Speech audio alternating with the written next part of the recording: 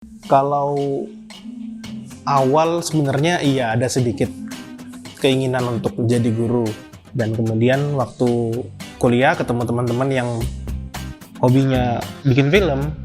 Soalnya dulu waktu kuliah kita ada ditugaskan untuk buat penugasan membuat film gitu, film pendek. Setelah lulus kuliah lebih ke aktif bikin konten ya. Soalnya sudah lebih nyaman di Jogja. Kalau saya balik ke Berau, saya kayaknya bakalan susah untuk nyari teman-teman bikin konten lagi gitu, karena harus mulai dari awal lagi lah gitu.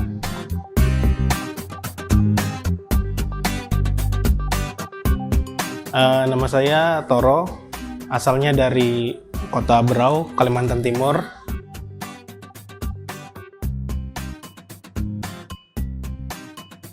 Kuliah di jurusan pendidikan sosiologi di salah satu kampus di Yogyakarta.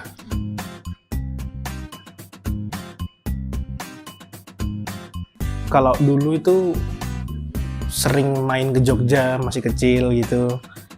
Jadi udah familiar dengan Jogja, dan dulu ngelihat waktu kesini banyak kampus gitu ya. Jadi kayaknya cocok nih untuk kuliah di sini karena banyak kampus-kampus besar, kampus-kampus ternama gitu.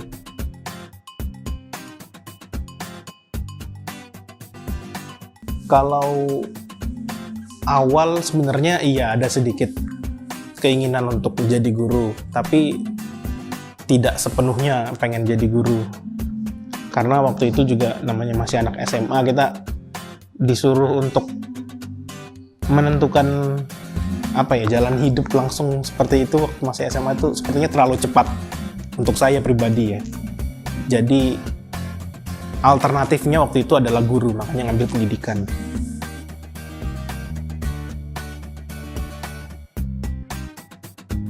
Setelah lulus kuliah lebih ke aktif bikin konten ya, terutama di dunia perfilman, film pendek gitu.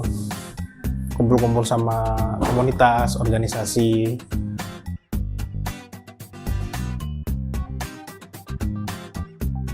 Sebenarnya fleksibel ya. Tapi kalau ditanya lebih pengennya sih di Jogja. Cuma kalau keadaan berkata lain ya bisa jadi balik ke kota. Cuma kalau ditanya pengennya, lebih pengen ke Jogja sih.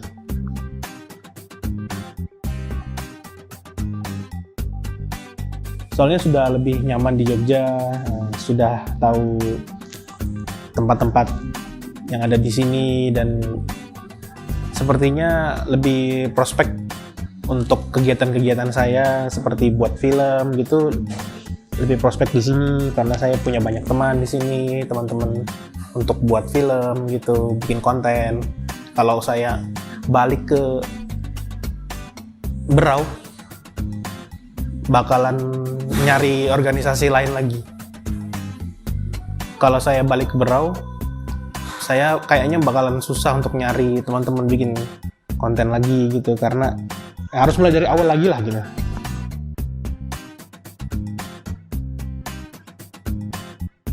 Kalau dulu itu waktu SMA ya, saya itu ikutnya ekstrakurikuler teater. Jadi di situ itu sudah mulai suka untuk main peran. Jadi di situ itu sudah ada keinginan dan rasa suka terhadap dunia bermain peran gitu. Dan kemudian waktu kuliah ketemu teman-teman yang hobinya bikin film, jadi ada keterkaitan dalam berperan gitu, berakting.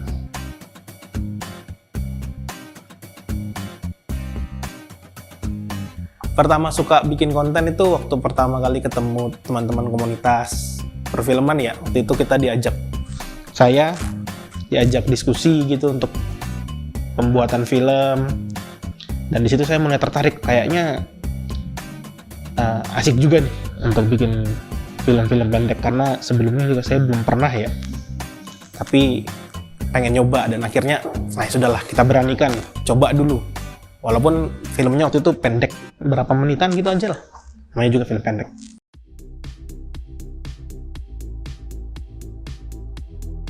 Referensi konten itu banyak sekali ya kalau saya pribadi itu lebih ke sosial media, karena sekarang banyak sekali film-film pendek khususnya ada di YouTube, apalagi sekarang TikTok, Instagram. Dulu itu masih ada Instagram TV gitu, jadi ngupload kayak gitu di Instagram TV.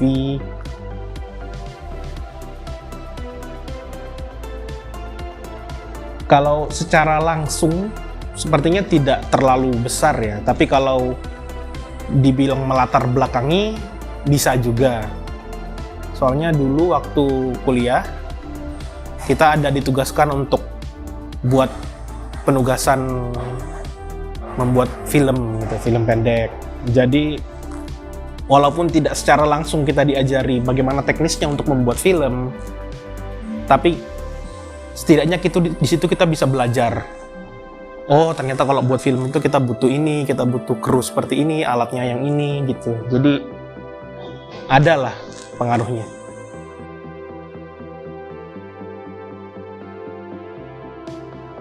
Kalau saya pribadi tuh sukanya waktu penulisan naskah. Karena saya biasanya kebagian tugas untuk nulis naskah, ngedirect.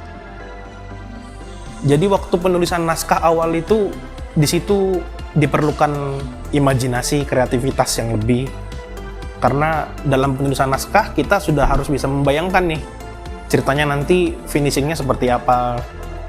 Dan terus jadinya nanti bagaimana, kita sudah bisa ngeplot-plotin framingnya seperti apa, shootnya seperti apa gitu, musiknya dan lain-lain.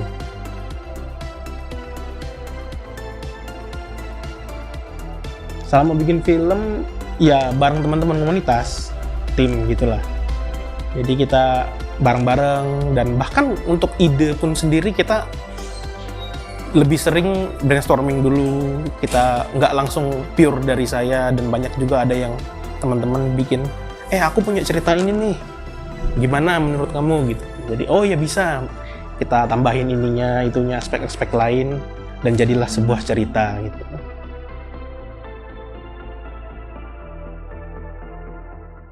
Momen paling memuaskan sejauh ini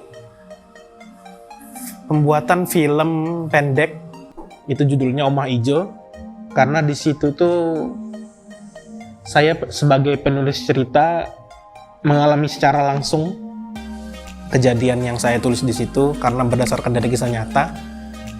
Jadi bisa mengeksekusi filmnya secara langsung itu ada kepuasan tersendiri gitu. Kalau paling menantang, waktu itu kita pernah buat video profil untuk IKUNY namanya, Ikatan Alumni Universitas Negeri Yogyakarta.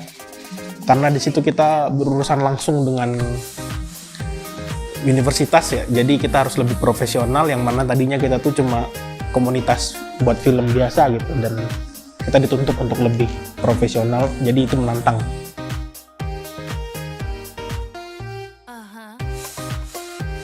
Kalau menurut saya pendidikan bisa berperan dengan cara menyiapkan siswa-siswanya, pelajar-pelajarnya dalam bidang kreatif, dengan cara memasukkan aspek-aspek pembelajaran di bidang kreatif dalam teknologinya gitu, dalam pembuatan skrip dan lain-lain.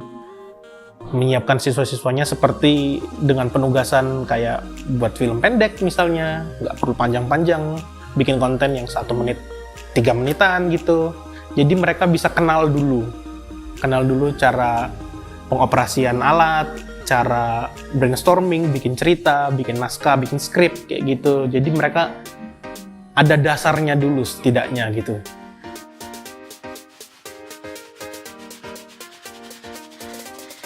Kalau saya pribadi sukanya genre itu horor sih. Apalagi kalau misalnya dalam pembuatan, horor itu termasuk bukannya mudah, tapi menurut saya yang termasuk bisa dibuat dengan cepat. Karena aspek horor itu tidak melulu harus ada hantu, ada apa gitu. Horor itu bisa kita munculkan dari ketakutan. Masing-masing orang punya fear-nya, masing-masing punya ketakutan masing-masing. Jadi nggak harus menampakkan sosok.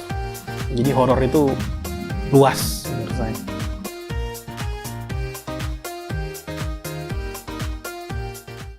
Tantangan di industri kreatif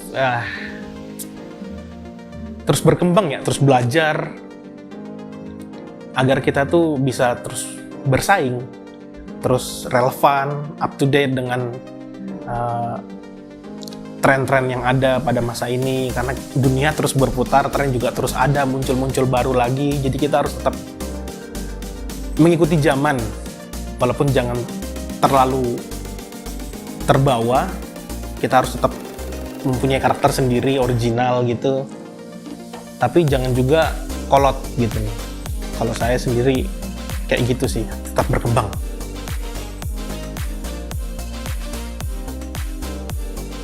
Kalau target audiens itu yang utama dan paling pertama biasanya itu orang-orang terdekat dulu, orang-orang yang saya kenal, teman-teman masa sekolah gitu, yang dulunya ada kaitannya dengan saya ya, main teater gitu. Dan kalau untuk terus terhubung dengan mereka ya tiap kali bikin film, produksi gitu, setelah diupload saya kirimkan ke mereka, gimana nih tanggapan kalian gitu, bagus nggak, kira-kira ada masukan apa gimana. Dan mereka sejauh ini alhamdulillahnya selalu sportif ya, selalu mendukung gitu, oh bagus ini, gimana kalau bikin, dan selalu ngasih masukan juga, gimana kalau bikin film yang seperti ini selanjutnya gitu.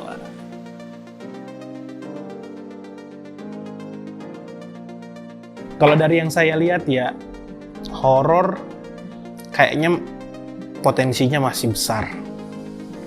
Karena seperti yang saya bilang tadi sebelumnya, masing-masing orang itu punya ketakutannya masing-masing. Masing-masing orang itu punya fear-nya masing-masing, punya ketakutannya masing-masing. Jadi masih banyak aspek dalam genre horor yang bisa dikemas. Karena tidak melulu setan ini, hantu ini, masih banyak aspek-aspek lain yang bisa digali. Dan kalau komedi, kayaknya kita nggak bakal bisa lepas dari komedi ya. Kehidupan sehari-hari kita butuh kebahagiaan, bahan tertawa gitu. Jadi kita akan susah kayaknya melihat komedi menurun gitu peminatnya. Kayaknya bakal selalu ada, dan apalagi kalau komedi itu lucunya itu subjektif ya, masing-masing orang punya referensi lucunya masing-masing seperti horor tadi. Jadi sepertinya prospeknya bakal tetap tinggi.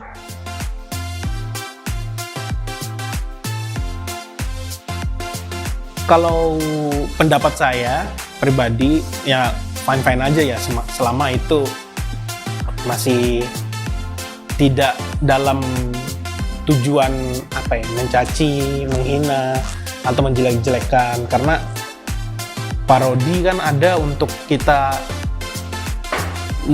membuat ulang, menciptakan kembali suatu peristiwa yang kita lihat, bagaimana kita interpretasikan gitu. Bisa juga jadi komedi akhirnya gitu kan, nggak melulu harus mencaci dan maki, apalagi bawa-bawaannya politik ya.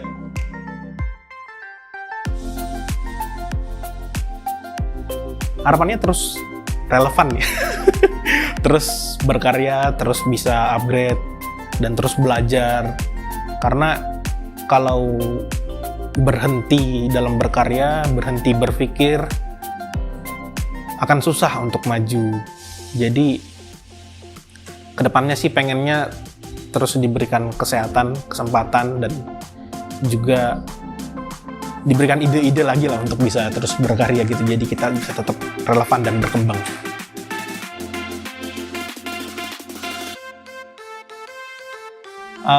Pertama, jelas jangan takut untuk memulai hal baru, dan juga harus ada kemauan yang tinggi. Apalagi itu kan perpindahannya lumayan ya, dari pendidikan, dari pendidik beralih ke dunia kreatif gitu. Jadi harus ada kemauan yang besar untuk berubah. Dan juga kalau untuk memulai, saran saya lebih ke sering-sering ikut komunitas, kumpul-kumpul komunitas gitu, perfilman atau konten-konten kreatif gitu, dan juga ikut-ikut workshop gitulah. Jangan nggak mau ikut, takut nanti dibilang apa gitu. Nggak apa-apa, mulai aja dulu, ikut kumpul, dengerin aja dulu, nanti bakal terbentuk sendiri karakternya.